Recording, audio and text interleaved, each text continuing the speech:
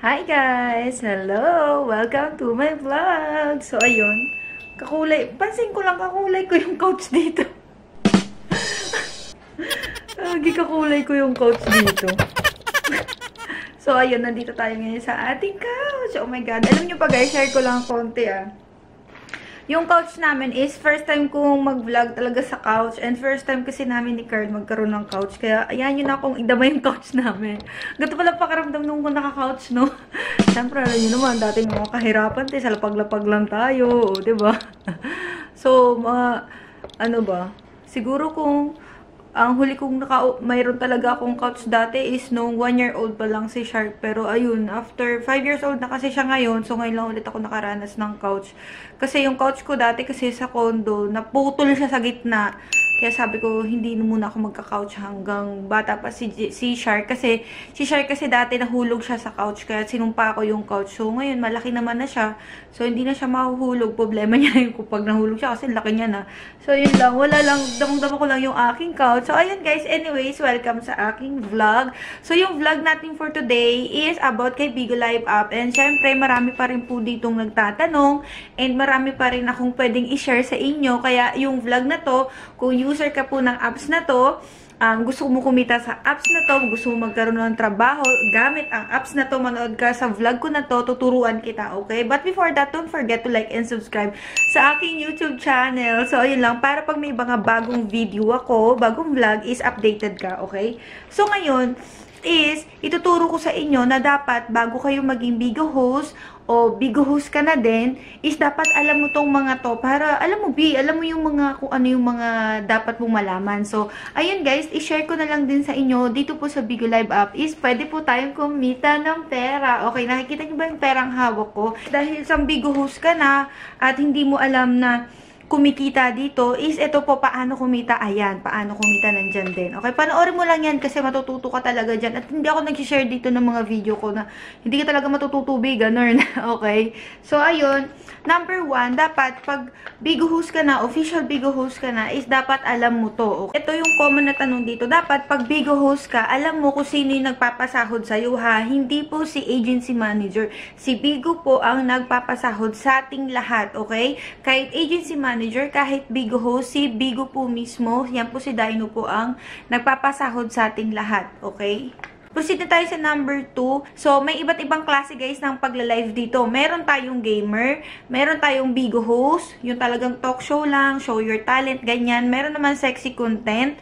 And number 4, meron pong influencer Bigo host. Okay, 4 po yung types ng Bigo host dito. Kung gusto niyo malaman is ito po, panoorin niyo. In-explain ko na rin diyan kung ano yung mga trabaho nila, ano yung requirements nila, ano yung pagkakaiba ng kada Bigo host. Kasi guys, iba-iba po yung requirements, iba-iba yung rules, iba-iba kung paano kumita doon. So, ganun siya. Iba-iba po yung mechanics ng 4 na uri ng host dyan. So, ayan, makikita nyo naman dyan sa video na yan, okay? Kasi, yun nga, sinabi ko sa inyo, yung may gamer dito, pag ayaw mong Bigo host, mag-gamer ka, o kaya maging influencer ka, basta yun, panoorin nyo na lang sa video na yan, kasi, in-explain ko na lahat dyan kung paano sila kumita, paano yung requirements, ano yung mga dapat gawin, hindi dapat gawin, kasi iba-iba siya ng, ayun nga sinasabi ko, iba-iba siya ng way na kumita, okay? Next naman is ito, galing kay Carl, si agency manager po, kung saang agency kabilong, yan po ang responsible na magsiset sa'yo ng mga event mo. Siya po yung magsiset sa'yo ng event, siya po yung magpapasali sa'yo kahit sa mga example, live house, PK, battle, mga ganyan. Si agency manager po ang responsible dyan. Kumbaga, siya yung magsiset sa'yo. Kaya kayo, kung hindi kayo sinisita ng mga agency manager nyo, kausapin nyo po sila kasi sila po yung responsible. Kasi alam nyo ba guys, ba't ko to sinali? Kasi meron dito, hindi siya under ng Good Deeds Agency ha. By the way guys, ako nga pala ay isang agency manager po dito po sa Good Deeds Agency, okay? Meron kasing nag-chat sa akin na mapaset po ako ng PK, ng event. Gusto ko po sumali sa mga event, ganyan. Hindi ako ma-permi dito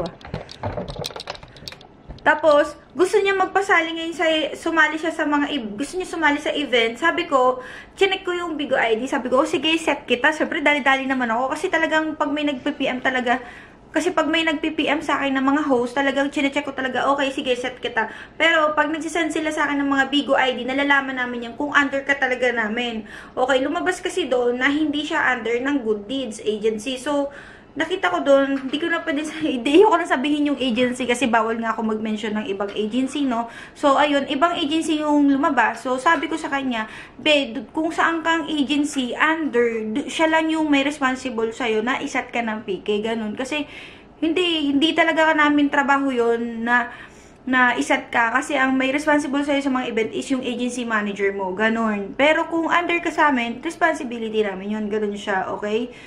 So, gets nyo na. Kaya kayo, pag gusto nyo sumali sa mga event, contact to your agency manager or co-manager or sino man yung mga admin nyo, contact them kung gusto nyo pong magpa-event or magpa-set ng PK. Ganun. Sila kasi yung responsible dun. Okay?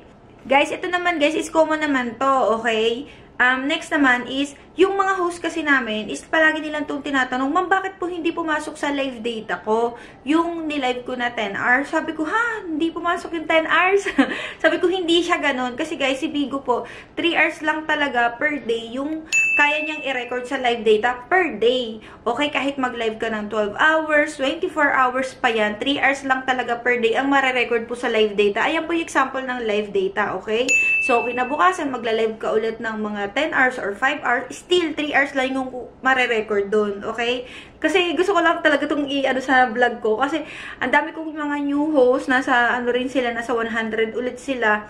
So, gusto ko lang din sabihin dito sa vlog na hindi siya ganun nagwo-work, okay? Kung naka 10 ka, naka 5, naka 7, or ilan pa yung oras, 3 hours lang per day ang mare-record sa live data, okay? Kaya huwag ka malitubi, okay?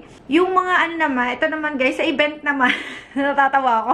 Kasi, sa Bigo guys, may tinatawag guys na PK battle event. 15 minutes lang talaga siya ginagawa. Ito kasing host namin, nag-i-insist siya na, ma'am, gusto ko 30 minutes mag-PK or better po, 1 hour. Pero ang gagawin mo dun, yung event, 15 minutes lang talaga. Pag PK battle, kahit naman sa live house, may 30 minutes, may 15 minutes, ganun lang talaga. Pero common talaga and normal talaga dito, ang PK battle is 15 minutes lang talaga. Okay, kaya sa mga nagtatanong, sinishare ko to sa mga bagong host namin and sa mga bagong host dito guys na subscriber ko na hindi ko man under sa aking agency, para na rin alam nyo na 15 minutes lang talaga ang PK, okay? Hindi siya 30 minutes, hindi siya ganun. Pag official PK, talagang 15 minutes lang talaga siya, okay? So, next naman is, bawal talaga ang mga minor dito sa Bigo Live, okay? Kahit mag-live ka lang, kunyari yan, nandiyan si Shark sa harap ko, yan okay yan, nandiyan lang sila, nakatago lang sila, ganyan. Pero yung i-join nyo sila sa live, like, naghaharutan kayo, karga mo siya, hindi siya pwede, okay? And, add ko na din, bawal din magtrabaho ang mga minor dito as an official Bigo host. Okay? Kasi hindi sila pwede, hindi sila magiging official Bigo host kasi po si Bigo is number 1 po is bawal po talaga dito ang minor. 18 pataas lang po talaga si Bigo. Okay? Bawal ang minor sa live. Bawal din maging Bigo host ang 17 below. Okay? Kung may nakikita man kayo dyan, may kumakalat kasi ngayon sa TikTok na pwede daw ganyan gawin. Huwag kayo maniwala doon kasi I am an agency manager here po sa Good Deeds for almost 4 years. Magko 4 years na. Hindi po yung totoo. Kaya kayo, kung gusto nyo maniwala, it's up to you. Pero kasi ako, I work at Bigo for how many years na din. So, ayun, doon tayo sa true ba? Sa true. Naman, ano yung gagawin nyo kapag nawawala yung mga sign with us? Ito naman yung mga common na pinik ko talaga sa GC namin. Yung mga common na tanong dito sa Facebook, sa YouTube ko guys. Na ano naman yung gagawin mo kapag nawala yung sign with us mo? Ganito lang yan.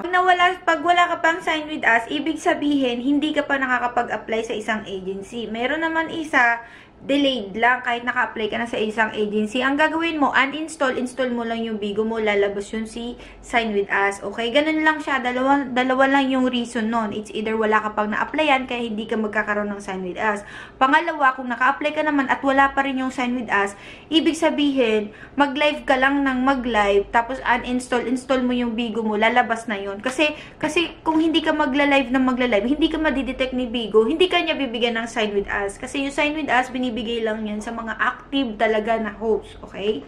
Next naman, nawala daw yung live data niya, okay? Guys, ganito yan, hindi nawawala ang live data natin. Ito yung live data na tinatawag. Nawawala yan pag hindi tayo active, okay? Inaalis yan ni mismong Bigo pag hindi tayo active. Pero pag mag-active ka, lalabas na siya. Kunyari, mayroon ako ditong host, ano siya, pumunta kasi siya ng Taiwan, yung isa naman sa Japan, bakasyon, ganyan sila. 2 months, ganyan, 2 months yung bakasyon. Kasi parang yung parents niya ata may sakit, pero parang dalaw lang siya doon, 2 months, 3 months, ganyan. Ngayon, bumalik na siya ng Pinas. So, nawala yung live data niya. Gusto niya ulit mag-Bigo host, mag-stream ulit. Nawala yung live data niya. Sabi ko sa kanya, mag-active ka lang, lalabas ulit yan. Tapos, kausapin niyo yung agency manager nyo para i-active ulit yung account nyo. Ganun. Si agency manager, contact to your agency manager na gusto nyo mag-active para i-active yung account nyo. Ganun lang yun. Next naman,